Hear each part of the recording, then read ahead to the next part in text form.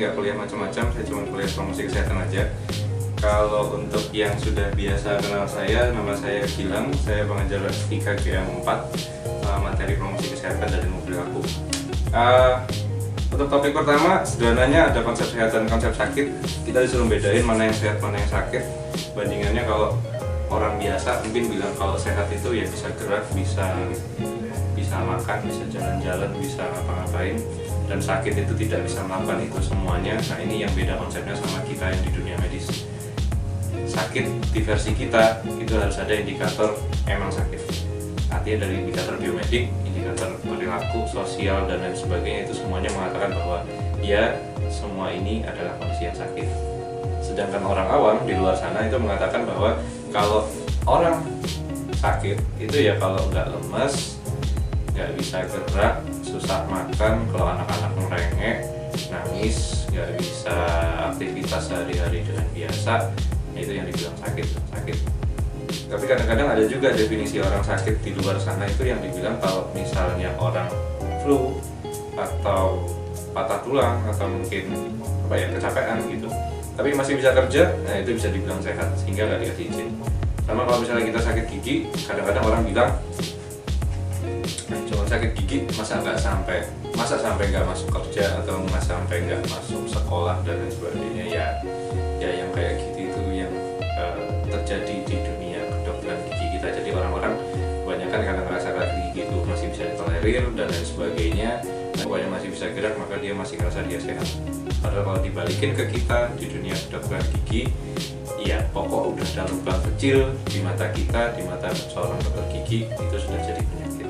Jadi kalau misalnya pernah dengar soal promosi, berarti orang ngomong sesuatu untuk menjual barang yang tadinya nggak berharga jadi berharga, nah itu namanya promote, naik. Jadi yang tadinya nggak kelihatan keren terus dijual dengan harga lebih tinggi, yaitu promosi. Tapi kesehatan yang konteksnya di promosi kesehatan nggak gitu-gitu amat, maksudnya agak sedikit beda dengan arti di dunia marketing, lebih ke arah saya lebih nyaman nyeritainnya kalau dipakai frasenya health promotion. Jadi health promotion, jadi kalau orang sehat itu baru bisa mendukung bagaimana dia bergerak, jadi health promotion.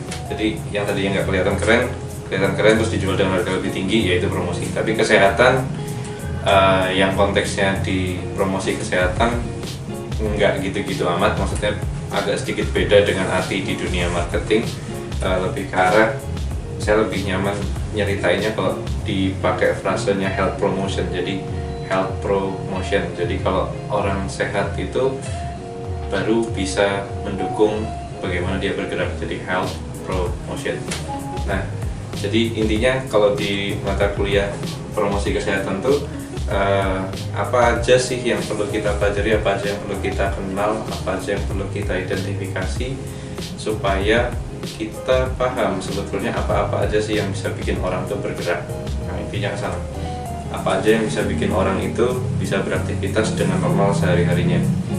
Oke, mungkin contoh sederhana bagaimana kita memaknai dari promosi kesehatan itu adalah yang pertama, orang itu nggak semuanya akan selalu sehat, itu yang pertama yang harus diyakini. Terus yang kedua, karena dia nggak selalu sehat, maka dia akan berusaha untuk meningkatkan atau menaikkan kembali status sehatnya yang tadinya dia sakit menjadi sehat lagi, atau tadinya dia sehat jadi lebih sehat lagi. Jadi health promotion, balik lagi ke sana.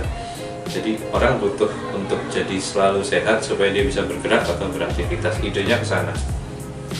Kalau balik ke Ottawa Charter 1986, unsur-unsur dari orang tuh bisa dibilang upaya promosi kesehatannya tuh bagus itu kalau dia punya 3 unsur. Dia bisa melakukan sesuatu dengan baik, jadi ada enable. Dia bisa memediasi itu mediate, itu melakukan sesuatu upaya yang menjembatani dari yang tadinya dia nggak bisa jadi bisa.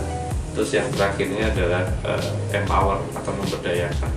Jadi kalau sederhananya, kalau saya ilustrasiin sih mendingan saya nggak jauh-jauh dari cerita saya sendiri. Biasanya saya penderita GERD sekitar berapa tahun ya, 2015 sampai sekarang berarti udah 4 tahun. gastroesophageal reflux disease untuk yang biasa dengar. Kalau orang awam bilangnya asam lambung. Terus harusnya orang asam lambung itu istirahatnya di rumah paling enggak sekitar sebulan 2 bulan baru bisa beraktivitas lagi. Beberapa orang memilih jalur untuk operasi habis itu biar bisa normal lagi, tapi habis itu ya nggak semudah itu untuk membalikan normal nafsu makan dan juga cara makannya. Makanan yang dipilih juga nggak bisa gampang.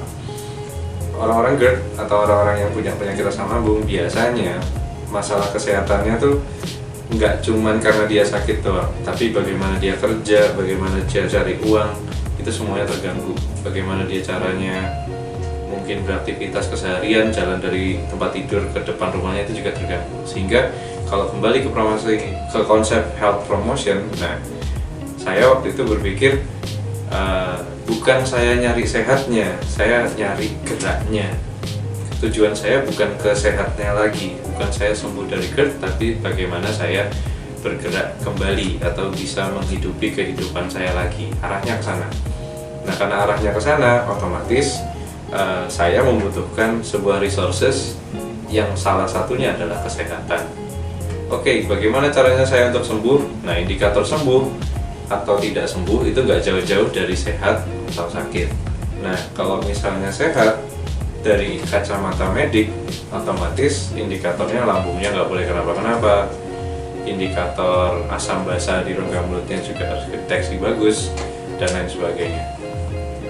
Nah, kalau nurutin itu dulu sampai sembuh, mungkin saya sampai sekarang nggak bisa dibilang sembuh. Nggak, kalau di kacamata medik saya nggak pernah sembuh, nggak pernah akan sembuh. Tapi saya bisa ngajar, saya bisa kuliah lagi, dan lain sebagainya. Itu karena definisi sembuhnya itu beda. Definisi sehatnya itu beda. Maka dari itu di kuliah yang pertama konsep sehat dan sakit antara paramedik sama orang pada umumnya biasa yang ngomong itu beda. Dan di konsep health promotion itu intinya adalah orang bisa gerak, orang mau beraktivitas lagi, itu ada model kesehatannya. Tapi yang perlu dipahami, nggak semua orang butuh status kesehatannya 100% untuk bisa bergerak.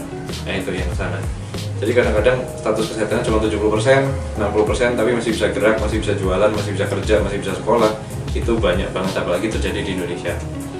Nah, yang perlu dipahami lagi, yang tadi disebut 60%, 70, 80, 90, bahkan sampai 100% itu tadi tidak serta-merta murni hanya datang dari medik, atau mungkin farmakologi, obat-obatan, atau mungkin dari makanan. Enggak juga, tapi ada interaksi dari masyarakat sekitar, sosial, keluarga kita, atau mungkin teman terdekat kita, atau mungkin suami, atau mungkin istri, atau mungkin anak, sehingga yang membuat konsep sehat tadi itu yang tadinya 100% kalau di kacamata medis itu harus ada tensi yang bagus, harus ada asam lambung yang segini, harus ada intake oksigen paru yang segini, itu tergantikan oleh konsep sehat yang ditolong oleh kondisi sosial, kondisi psikologis, lingkungan, alam, udara, oksigen, dan lain sebagainya. Jadi konsep promosi kesehatan di sini yang perlu saya garis bawahi adalah orang untuk bisa beraktivitas atau bergerak itu nggak harus dari 100% medik menyatakan bahwa dia sehat.